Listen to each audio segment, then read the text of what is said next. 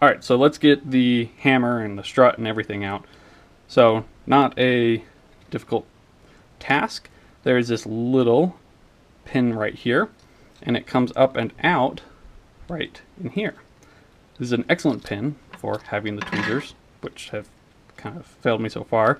And I use my little screwdriver, and there's nothing holding that in. The spring on that plunger detent holds it in. So, just comes right on out. Putting it back in is where the tweezers will be quite nice and helpful. So now that that is up and out, you can come on the other side, use a punch, use whatever, just a tweezers in my finger right now, push the hammer pin through. There are little pins in here that sometimes are called hammer pins. So this is, by the book of the parts, this is called the hammer pin, and that is holding it in. And so maybe we can get a shot if you can see how the holes line up in there. So, alright. So now, when you go to pull it out, pull the disconnector up. So, there we go. This is your hammer strut. This is your hammer. And then here is the disconnector right here. And we'll go over function of these things, but we're just trying to take this apart right now. So, I'll move those off to the side for the moment. And now we have it stripped down to just needing to get the trigger bar out. And the trigger bar, the whole mess. So this is one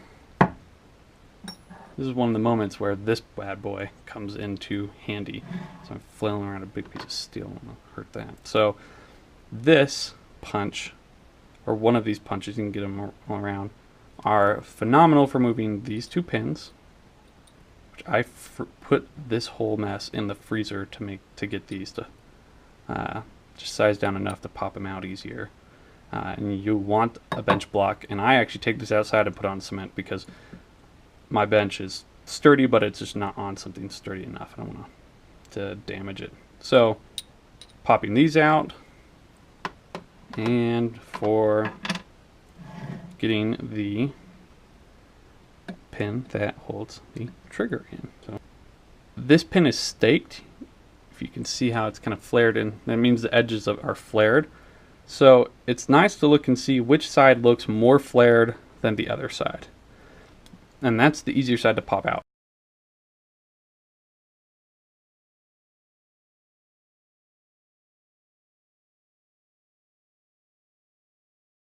On this one, it kind of looks like this side's less flared. So I'm actually going to flip it over and give it a try. So, no need to get carried away because you don't want this popping in, causing marks and marring it. Let's see, this should be the right size. So now I can just pop that the rest of the way out. There's the flaring. Let's see if I can capture that. You can see how that's staked. So much easier when you find the side that is not staked as extremely to pop it through. So as you're pushing through, your punch will come through and keep your spring in place. You don't want that flying out, and you don't want to lose it. So, you'll see me put my finger over that as I take it out.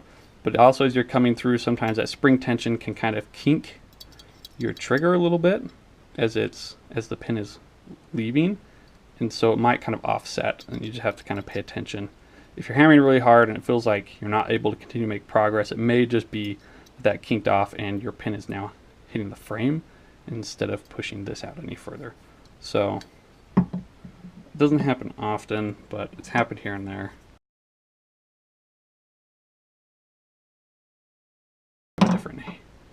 Different pin I'm going to put in its place. Okay, leaving this in now, I'm going to put my finger over this. Just get my fingers in there because you don't want to lose this trigger return.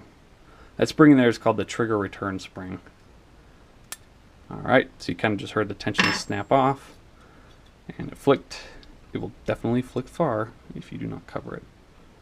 There's that little bad boy. Stick it in there.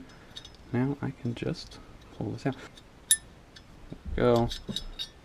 Pull the trigger up and out. It should just slide on out. So really quickly, since we're breaking everything down, it's really fast. Take a punch, and you just push out that pin, and that's how you get the trigger bar apart.